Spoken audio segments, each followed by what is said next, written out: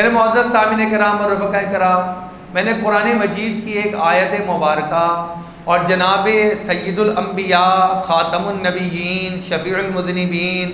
احمد مجتبیٰ جناب محمد مصطفیٰ صلی اللہ علیہ وسلم کا ایک فرمان مبارک آپ کے سامنے پڑھنے کی، تلاوت کرنے کی سعادت حاصل کی ہے۔ اس میں اللہ رب العزت نے وہ عمل بتائے، وہ احکامات بتائے، وہ رہنمائی فرمائی جو میرے اور آپ کے لیے آج کے دن، آج کے ماحول، آج کے اس لمحے کے لیے ایک بہترین کرنے والے کام ہیں، جس کے بارے میں اللہ نے اور اللہ کے پیارے نبی صلی اللہ علیہ وسلم نے ہماری رہنمائی فرما دی ہے۔ اور دین کے ہر عمل کو یہ دیکھ کر چلنا چاہیے حال کا امر کیا ہے، اس وقت میں میری طرف اللہ کا کون سا حکم متوجہ ہے۔ جو حکم اس وقت میں متوجہ، اس کو پورا کر لینے کا نام در حقیقت دین پہ چلنا کہلاتا ہے۔ جیسے ایک نماز ہے، نماز کے اندر قیام بھی ہے، نماز کے اندر رکوع بھی ہے، نماز کے اندر سجدہ بھی ہے، نماز کے اندر یہ کئی سارے اراکین ہیں، آخر کا تشہد بھی ہے، لیکن ایسا نہیں ہے کہ ہم اس کو اپنی مرضی سے ادا کر سکیں کہ بھائی رکوع اللہ رب العزت کی طرف جھکنا اور اللہ کے سامنے جھک جانا بہت بڑا عمل ہے، لہٰذا میں اس کو اپنی مرضی سے جیسے ہی نماز شروع کروں گا تو تکبیر تحریمہ کہہ کے سب سے پہلے رکوع میں کر لوں گا، اور یا پھر سجدہ بہت بڑی اللہ کی عبادت ہے، انسان بڑا قریب ہوتا ہے سجدے کی حالت میں، لہٰذا میں جیسے ہی اللہ اکبر تکبیر تحریمہ کہوں گا میں سیدھا سجدے میں چلا جاؤں گا، پھر سجدے کے بعد کسی عمل کو کروں گا، اور یہ بھی تو نماز ہی کا حصہ ہے۔ ہم کہتے ہیں بالکل نماز کا حصہ ہے، لیکن حال کا امر کیا ہے، ترتیب کیا ہے جو اللہ اور اس کے پیارے حبیب صلی اللہ علیہ وسلم نے مقرر فرما دی ہے، اس ترتیب کے مطابق دین پہ عمل کرنا یہ دین کہلائے گا، اپنی مرضی کے مطابق عمل کرنا یہ دین نہیں کہلائے گا۔ رمضان المبارک کے 2 عشرے تقریباً مکمل ہونے جا رہے ہیں، یہ تیسرا عشرہ ہے جس کا ہم آغاز کرنے جا رہے ہیں۔ ہر ایک عشرے میں اللہ نے الگ خصوصیت بھی رکھی تھی۔ اولہ رحمہ، اس کا جو پہلا والا ہے یہ رحمت ہے، وَأَوْسَطُهُ مغفرہ، درمیان کا عشرہ اللہ نے مغفرت کے ساتھ خاص فرمایا ہوا، وَآخِرُهُ عِتْقٌ مِّنَ النَّارِ، اور آخری عشرے کے تو کیا ہی کہنے ہیں، اس میں تو گناہگار سے گناہگار آدمی بھی اپنی بخشش اللہ سے کروا سکتا ہے، جہنم سے اپنے آپ کو چھٹکارے کا پروانہ وہ حاصل کر سکتا ہے۔ چنانچہ آخری عشرہ، اس کے لیے کچھ احکامات ذرا مختلف بھی ہیں، اور وہ ہمیں کہاں سے پتہ چلے؟ آقا دو جہاں سید الانبیاء خاتم النبیین شفیع المذنبین امام الانبیاء سید الکونین فخر دو جہاں محمد مصطفیٰ صلی اللہ علیہ وسلم کے فرامین مبارک اور تعلیمات مبارکہ سے پتہ چلے۔ چنانچہ آج ہم اس کا مطالعہ کریں گے، کہیں ایسا نہ ہو کہ جس طرح پہلے میری زندگی میں کتنے رمضان آئے اور داخل ہوا میں رمضان میں، اور پہلا عشرہ، دوسرا عشرہ، تیسرا عشرہ سارا مکمل کر گیا، لیکن اس کے جو ہر وقت کے ہر عمل اس کے مطابق تھے، پتہ نہیں میں اس کو پورا کر پایا یا نہیں کر پایا۔ تو چلو اب ہم اس کا مطالعہ کرتے ہیں تاکہ میرا اس مرتبہ کا رمضان وہ پچھلے رمضان سے اچھا گزرے، بہتر گزرے، میں اس میں اپنے اللہ کو زیادہ بہتر طریقے سے راضی کر لوں،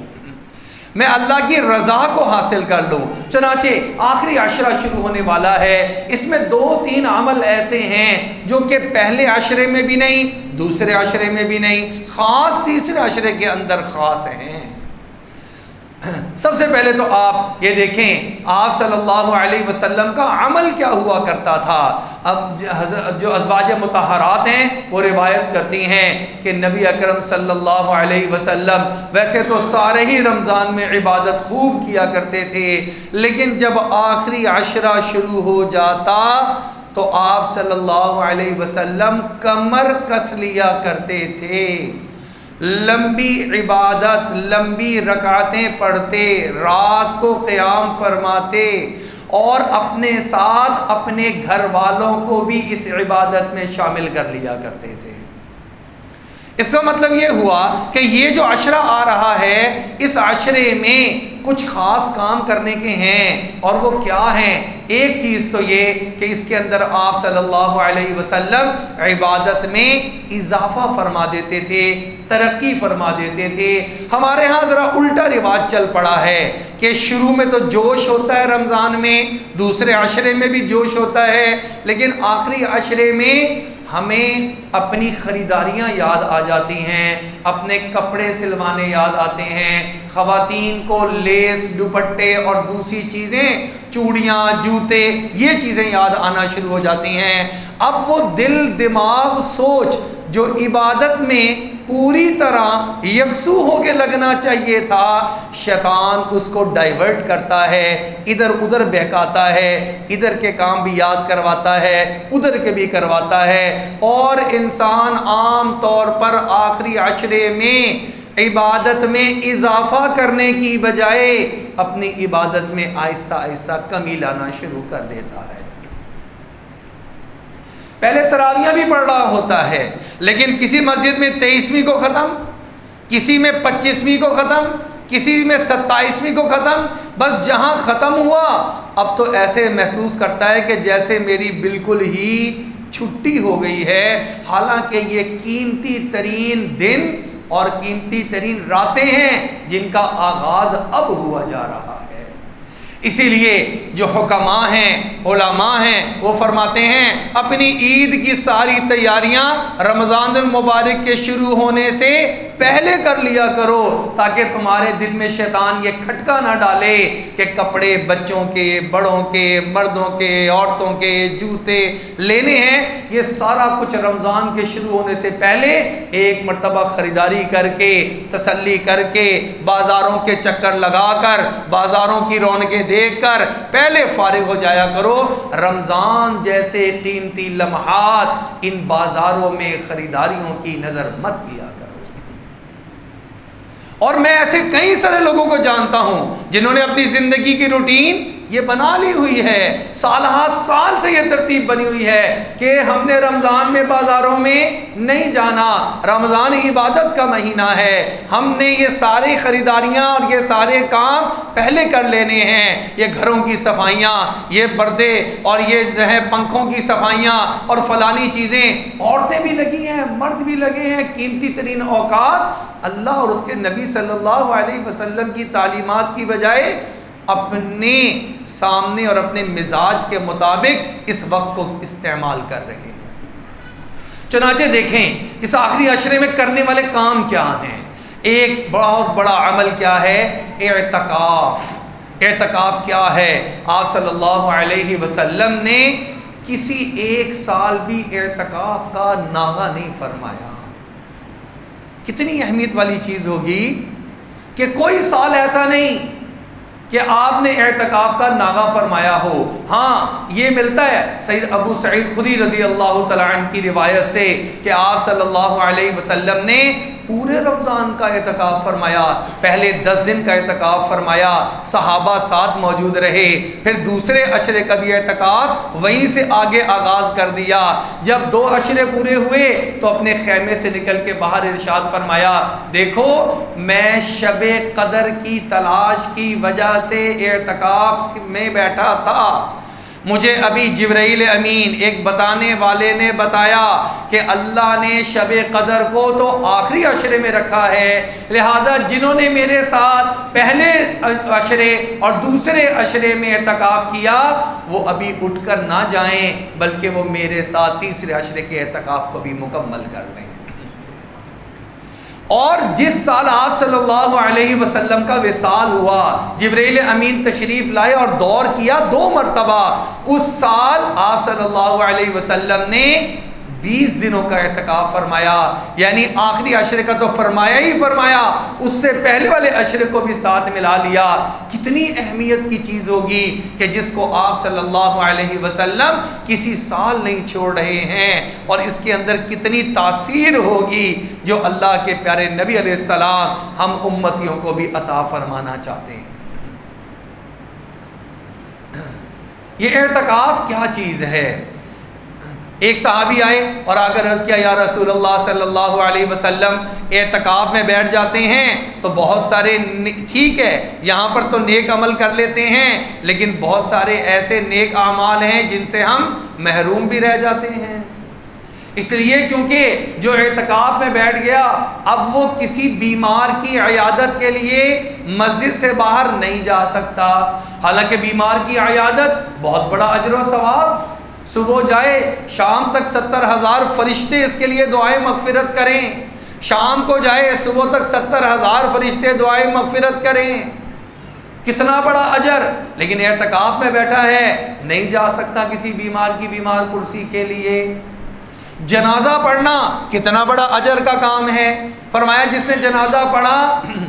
اور یہیں سے واپس ہو گیا اس کو 1 قنطار اجر ملے گا، اور جو جنازے کے ساتھ پھر دفنانے کے لیے قبرستان تک بھی گیا اور اس نے قبرستان میں دفنایا بھی، اس کو 2 قنطار اجر و ثواب ملے گا۔ کسی نے پوچھا قنطار کتنا؟ فرمایا یہ احد پہاڑ جو کہ 9 میل تقریباً لمبا ہے، فرمایا جتنا یہ اجر اتنا 1 قنطار کا اجر ہوا کرتا ہے۔ لیکن یہ اعتکاف میں بیٹھا ہے، یہ مسجد سے باہر نہیں نکل سکتا۔ اگر مسجد سے باہر جنازہ ہو رہا ہے، کسی اور مسجد میں جنازہ ہے، یہ جنازے کے لیے نہیں جا سکتا تو ایک بہت بڑے اجر سے محروم رہ جاتا ہے۔ آپ صلی اللہ علیہ وسلم کے سامنے بات آئی، آپ صلی اللہ علیہ وسلم نے ارشاد فرمایا اعتکاف والے کی بھی کیا شان ہے، ہوا یعتکف الذنوب، یہ گناہوں سے تو بچ ہی جاتا ہے، لیکن جو عمل نیکی کا اس مجبوری کی وجہ سے یہ کر نہیں پایا کہ اعتکاف میں بیٹھا ہے، اگر اعتکاف میں نہ بیٹھتا تو یہ جنازے میں شرکت کرتا، یہ اس بندے کی تیمارداری کے لیے جاتا، تو یہاں پر بیٹھ کر عذر یہ ہے کہ اعتکاف میں ہے، اللہ کے گھر میں بیٹھا ہے، اس وجہ سے شرکت نہیں کر پا رہا۔ اللہ فرماتے ہیں وَيُجْرَى لَهُ مِنَ الْحَسَنَاتِ كَعَامِلِ الْحَسَنَاتِ كُلِّهَا، اے میرے بندے تو میری رضا اور میری وجہ سے مسجد میں بیٹھا ہے، اس وجہ سے تیرے کچھ نیک اعمال چھوٹ رہے ہیں، جتنا اجر وہاں جا کر عمل کرنے والوں کو میں دوں گا اتنا عمل تجھے یہاں پر بیٹھے ہوئے کو تیرے نامہ اعمال میں درج فرما دوں گا۔ کتنی اعلیٰ ترین عبادت ہے جو اللہ نے اعتکاف کی شکل میں رکھی ہے۔ لیکن یہ سمجھنے کی بات کیا ہے، اعتکاف بھی اپنی اصل روح کے مطابق ہونا چاہیے، وہ والا اعتکاف نہیں ہے جو کہ ہم نے حالت کو بگاڑتے بگاڑتے ایک پکنک کا اور ایک مل بیٹھ کر گپ شپ لگانے کا اور ایک یکسوئی کے ساتھ چند دن سب دوست اکٹھے بیٹھ گئے، موبائل بھی ساتھ ہیں اور آپس کی گپیں بھی چل رہی ہیں، نہ تراویحوں کی پوری طرح پرواہ، نہ قرآن مجید کی تلاوت کی پوری طرح اہتمام، اور نہ اس کے اندر مصروف، نہ آپ صلی اللہ علیہ وسلم پر درود پاک کی کثرت، کوئی عمل بڑھا ہی نہیں، صرف آ کے مسجد میں بیٹھ گئے اور موبائل ساتھ ہے، ہر وقت گھنٹوں موبائل میں لگے ہوئے ہیں، اپنے کام سے بھی چھٹی لے لی، بھائی میں اعتکاف میں بیٹھ رہا ہوں مجھے آپ آخری 10 دن کی چھٹی دے دیں۔ وہاں پر ملازم جہاں پہ تھا بندے نے بھی سوچا چلو یار نیکی کے کام کے لیے بیٹھ رہا ہے، اس کو چھٹی دے دینی چاہیے، میں خود تو نہیں بیٹھ سک رہا، یہ بیٹھ رہا ہے، اور یہ اعتکاف میں بیٹھ کر ایک تو وہاں سے کام سے بھی بچا اور دوسرا اپنے نیک اعمال بھی نہیں کیے، اپنے آپ کو مزید گناہوں کے اندر لے گیا کہ دنیا میں بیٹھ کر مسجد میں بیٹھ کر اگر یہ دنیاوی باتیں کرے گا تو اس کا گناہ بڑھ جائے گا۔ آپ صلی اللہ علیہ وسلم نے ارشاد فرمایا کہ جو بندہ مسجد میں بیٹھ کر دنیاوی باتیں کرتا ہے یہ دنیاوی باتیں اس کی نیکیوں کو ایسے جلا کر ختم کر دیتی ہیں جیسے سوکھی لکڑیاں ہوں ان کو آگ لگا دی جائے تو تھوڑی دیر بعد آپ دیکھیں گے وہ ساری لکڑیاں، اور چاہے اس کا بڑا کوئی انبار اور ڈھیر اور بہت بڑا گٹھا، وہ سارا کا سارا جل کر راکھ بن جاتا ہے۔ اپنے گھر میں دنیا کی باتیں کرتا، اپنے گھر میں موبائل کے اوپر جو ہے وہ فیس بک دیکھتا، واٹس ایپ چیک کرتا، یوٹیوب پہ ویڈیو دیکھتا تو ایک گناہ تھا، یہ مسجد میں آ گیا، اعتکاف میں بیٹھ گیا اور یہاں بیٹھ کر یہ گناہ کبیرہ کر رہا ہے، تو یہ تو اپنے آپ کو نامہ اعمال میں مزید گناہوں میں اضافہ کر رہا ہے۔ اس لیے اعتکاف کا مطلب تھا یکسو ہو گئے، اللہ کی جانب یکسو، یا اللہ میں تیرے در پہ آ کے پڑ گیا ہوں، میں تیرے در میں آ کے پڑ گیا ہوں، یا اللہ تو میرے گناہوں کو معاف فرما دے، یا اللہ یہ 11 مہینے 20 دن میں نے نافرمانی میں گزارے، تجھ سے دور ہو کے گزارے، تیرا قرب حاصل نہیں کر سکا، تیرے سے غافل رہا، اپنے کام کاروبار عیال داری میں لگا رہا، کیا میرا بھی کوئی حق ہے میری اپنی زندگی پر؟ ایک بہت بڑا پوائنٹ آج کل بڑا مشہور ہو رہا ہے کہ یہ اپنے لیے بھی وقت نکالیے، ٹائم فار می، میرے لیے کیا وقت ہے؟ آج سمجھایا جا رہا ہے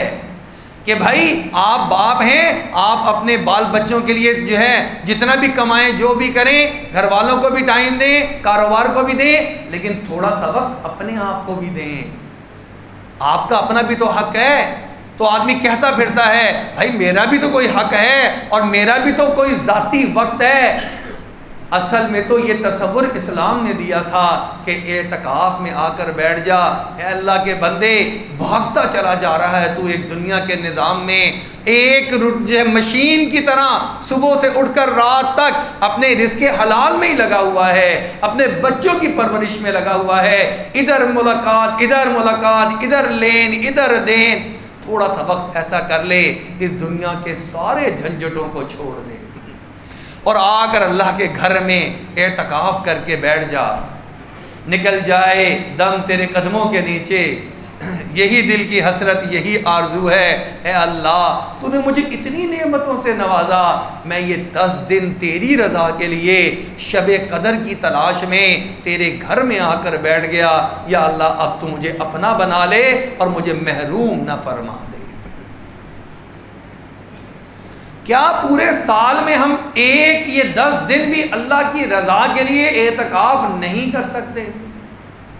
لیکن پھر میں وہی کہہ رہا ہوں، اور یہ اعتکاف ایک دن کا کتنا اجر؟ آپ صلی اللہ علیہ وسلم نے ارشاد فرمایا جو ایک دن کا صرف اعتکاف کرتا ہے اللہ اس کو جہنم سے 3 خندقیں دور کر دیتا ہے۔ ایک خندق کا فاصلہ اتنا جتنا آسمان اور زمین کے درمیان کا فاصلہ، یعنی اللہ کی رضا کے لیے ایک دن کا اعتکاف اللہ کو اتنا محبوب ہے کہ اللہ اپنے اس بندے کو جہنم سے کوسوں دور کر دیا کرتے ہیں۔ اتنی اہم ترین عبادت، لیکن پھر وہی بات ہو اگر پوری احتیاط کے ساتھ، ہو اگر پورے آداب کے ساتھ، اگر آداب کی رعایت نہیں رکھے گا تو زیادہ پرابلم، زیادہ بڑا مسئلہ۔ اس سے بہتر پھر کیا ہے بندہ پورے 10 دن کی ہمت نہ کرے پہلی دفعہ، بلکہ سنت موقدہ ہے یہ 10 دن کا اعتکاف، لیکن نفل اعتکاف بھی ہوا کرتا ہے۔ انسان 3 دن کے لیے قربانی دے، موبائل کو گھر میں چھوڑ کر آئے، ساتھ بھی نہ لے کر آئے، اور کہے یہ 3 دن میرا دنیا کے ان معاملات سے بالکل قطع تعلقی ہے، میں دیکھوں تو صحیح، پتہ نہیں میں جی بھی سکتا ہوں 3 دن موبائل کے بغیر، کہیں ایسا نہ ہو کہ میرا انتقال ہی ہو جائے اس غم میں کہ میں نے 3 دن سے واٹس ایپ نہیں دیکھا، فیس بک نہیں دیکھی، میں نے سب سے کانٹیکٹ نہیں کیا، رابطہ نہیں کیا، کہ اتنا بڑا مسئلہ تو نہیں بن گیا میری زندگی میں کہ اگر میں 1 دن یا 2 دن اس سے دور رہوں تو میرے سے میری زندگی وہ ویران ہو جائے، وہ بے رونق ہو جائے، اس میں کوئی چال ہی نہ رہے، اس میں کرنے کا کوئی کام ہی نہ رہے، کہیں ایسا تو نہیں میں نے اپنی زندگی کو پہنچا دیا۔ یہ موبائل اور یہ دوسری ٹیکنالوجی میرے اوپر کیا اتنی غالب تو نہیں آ گئی کہ میں 3 دن بھی اس کے بغیر نہ رہ سکوں؟ یہ بھی اس کا ایک امتحان ہے، اپنا امتحان ہے۔ چنانچہ انسان 3 دن کا اعتکاف کر لے، لیکن اس کے اندر پھر پورے آداب کی رعایت رکھے، پوری شرائط کا خیال رکھے، روزانہ قرآن کی تلاوت، ذکر و اذکار، اپنے گناہوں کی معافی، لوگوں کے لیے دعائیں اور شب قدر کی تلاش، اس کے اندر اپنے اس وقت کو گزارے تو یہ 3 دن بھی اس کی زندگی کو بدلنے کے لیے بہت کافی بن جائیں گے۔ اور یہ اللہ اب ہمیں موقع دے رہے ہیں، آ رہا ہے رمضان المبارک کا آخری عشرہ، اور خوش نصیب لوگ اس کے اندر اعتکاف کرتے چلے آ رہے ہیں، اس سال بھی اعتکاف کریں گے۔ یہ وہ لوگ ہیں کہ جن کو اللہ رب العزت اپنے گھر میں، یہ اللہ کے مہمان ہیں، یہ اللہ کے گھر آ گئے ہیں، یہ اللہ کے مہمان ہیں، اللہ ان کے ساتھ زبردست قسم کا حسن سلوک کرتے ہیں۔ چنانچہ شب قدر کی تلاش یہ کیسی چیز ہے؟ آپ صلی اللہ علیہ وسلم شب قدر کے بارے میں مختلف روایات ہیں۔ ایک روایت ہے کہ آپ صلی اللہ علیہ وسلم نے صحابہ کے سامنے خود تذکرہ کیا کہ بنی اسرائیل میں لمبی لمبی عمریں ہوا کرتی تھیں، اور بہت سارے ایسے لوگ تھے جنہوں نے اپنی زندگی میں 80 سال ایسے گزارے کہ اللہ کی عبادت میں گزارتے رہے، کوئی اللہ کی نافرمانی کا عمل نہیں کیا۔ صحابہ نے سنا تو دل میں پریشانی اور غم کی کیفیت پیدا ہوئی، یا رسول اللہ صلی اللہ علیہ وسلم، ہماری تو عمریں اتنی نہیں ہیں کہ 80 سال کی عمر پائی جائے، 80 سال تو عمر ہی نہیں ہے، ہمارا دل بھی چاہتا ہے ہم عبادت کریں، ہم بھی اللہ سے اتنی محبت کرتے ہیں کہ اگر ہمیں بھی موقع ملے تو 80 سال کیا 90 سال 100 سال بھی اللہ کی عبادت میں گزار دیں گے، لیکن زندگی اتنی نہیں ہے۔ جبریل امین فرشتے اللہ کے پیارے نبی علیہ الصلوۃ والسلام پر وحی لے کر آ گئے، انا انزلناہ فی لیلۃ القدر وما ادراک ما لیلۃ القدر لیلۃ القدر خیر من الف شہر۔ اے نبی اکرم صلی اللہ علیہ وسلم، آپ سارے نبیوں کے سردار، آپ کی امت ساری امتوں کی سردار، پچھلوں نے جتنی نیکیاں کی انہوں نے 80 برس میں کی، ہم آپ کو ایک رات دیتے ہیں، اس ایک رات کو جس نے قیمتی بنا لیا وہ 80-82 سال کی عبادت سے خیرن بہتر ہے، اس سے زیادہ ہے۔ اب بھی اگر کوئی ایسا جو ہے بندہ ہو کہ یہ رمضان آئے، اس کا آخری عشرہ آئے اور وہ شب قدر کو تلاش کرنے کی کوشش نہ کرے تو اس کا اپنا قصور ہے، ورنہ اللہ رب العزت کی عطا وہ تو ہر ایک کو عطا فرمانے کے لیے سب جگہ پر عام ہوئی پڑی ہے۔ اسی لیے کتابوں میں وہ شعر بھی لکھا ہے، اس کے الطاف تو ہیں عام شہیدی سب پر، تجھ سے کیا ضد تھی اگر تو کسی قابل ہوتا۔ اللہ کی عطائیں رمضان المبارک میں اتنی عام ہے جس کی حد نہیں، خاص طور پہ یہ آخری عشرہ جو شروع ہو رہا ہے یہ ضائع کرنے والا نہیں، قیمتی بنانے والا ہے۔ اور آخری 5 راتیں، کیا ہم 5 راتوں میں بھی اتنے عاجز ہیں کہ اپنے اللہ رب العزت کی عبادت میں اس کو نہ گزار سکیں؟ ایسے کتنے لوگ ہمارے معاشرے میں موجود ہیں جو رات کو سوتے ہی نہیں ہیں۔ ہماری نوجوان نسلوں سے ذرا پوچھیں، وہ کہتے ہیں رات کو نیند نہیں آتی، صبح کو فجر کے وقت جا کر ہم سوتے ہیں، رات کو جاگ رہے ہیں اور کس چیز میں لگے ہوئے ہیں؟ آپ کو ہمیں سب کو پتا ہے، اسی انٹرنیٹ پہ لگے ہیں، موبائل پہ لگے ہیں، ساری رات جاگنا آسان ہو گیا ہے، لیکن عبادت کے لیے اللہ کے سامنے جاگنا یہ مشکل ہو گیا ہے۔ آج وہ ان علماء اور ان بزرگان دین کی بات اور عمل کو سمجھنا آسان جن کے بارے میں آیا کرتا تھا، وہ ساری رات اللہ کی عبادت میں گزار دیتے تھے، ہم حیران ہوتے تھے کیسے کر لیتے ہوں گے۔ آج اللہ نے دکھا دیا، گھر گھر میں نوجوان ہیں اور وہ اس کو ساری رات آپ موبائل دے دیں، جب تک آپ اس سے لیں گے نہیں، چھینیں گے نہیں، وہ بیٹھا رہے گا، ساری رات آپ کو وہ موبائل پہ گزار کے دکھا دے گا کہ ایسے ساری رات موبائل پہ گزاری جاتی ہے۔ جس نے تجربہ کرنا ہو آج ہی جا کے کر لے۔ چنانچہ یہ راتیں بڑی قیمتی آ رہی ہیں۔ لیلۃ القدر ایک ایسی چیز ہے جس کے بارے میں آپ صلی اللہ علیہ وسلم نے ارشاد فرمایا، من حرمہا فقد حرم الخیر کلہ، جو اس رات سے محروم رہ گیا وہ تو کل خیر سے محروم رہ گیا، وہ تو پوری خیر سے محروم رہ گیا۔ اللہ اکبر، کتنی عظیم الشان یہ رات ہے. ہم اللہ رب العزت سے نیت اور ارادہ کرتے ہیں کہ جو پچھلی راتیں گزر گئیں سو گزر گئیں، لیکن یہ رمضان المبارک کا آخری عشرہ اور اس کی آخری راتیں اور خاص طور پہ تاک راتیں انشاءاللہ یہ غفلت میں نہیں گزاریں گے. اور اس کو گزارنے کا طریقہ اور اعمال کے ساتھ ایک اور بنیادی چیز آخری بات کر کے بات کو مکمل کرتے ہیں. ہم سب کو یہ پتا ہے، ایک ہے نیکیاں کمانا اور دوسرا ہے نیکیاں بچانا. یہ دونوں کام ضروری ہوا کرتے ہیں. نیکیاں کمانا بھی ضروری اور نیکیاں بچانا بھی ضروری. جیسے ہم اپنی دنیاوی مثال دیں، پیسے کمانا بھی ضروری لیکن پیسوں کو بچانا بھی ضروری. ایک آدمی کماتا ہے 1,00,000 روپیہ لیکن اڑاتا ہے 1,10,000 روپیہ، تو اس کے پاس تو کبھی بھی پیسے جڑ ہی نہیں سکتے، وہ تو ہمیشہ مقروض کا مقروض ہی رہے گا. آپ معاشرے میں دیکھیں، آدمی کماتا ہے لیکن فضول خرچ بھی بہت ہوتا ہے، تو لوگ سمجھاتے ہیں یار کیا کرتا ہے، اچھی بڑی تیری کمائی ہے، لیکن تو پھر بھی آخر میں مانگتا پھرتا ہے لوگوں سے، بھائی دینا 10,000 روپیہ قرضہ، میرا فلانا کام اٹکا ہوا ہے. کیا کرتا ہے؟ ہم تو یہ دیکھتے ہیں تو فضول خرچی کرتا ہے. پیسہ کمانا ضروری، پیسہ بچانا اس سے زیادہ ضروری. نیکیاں کمانا ضروری، نیکیوں کو بچانا اس سے زیادہ ضروری ہے. اس کی ایک اور عام مثال، گرمیوں کا موسم آ رہا ہے، ہم اپنے کمرے میں کولنگ کرنے کے لیے اے سی لگاتے ہیں، اے سی کی ٹھنڈک ہوتی ہے، لیکن اگر کوئی دروازہ کھولے اور کھلا چھوڑ دے تو ہم کیا کہتے ہیں، ارے بھائی کیا کر رہے ہو، اے سی ہے، ساری کولنگ تم نے نکال دیا.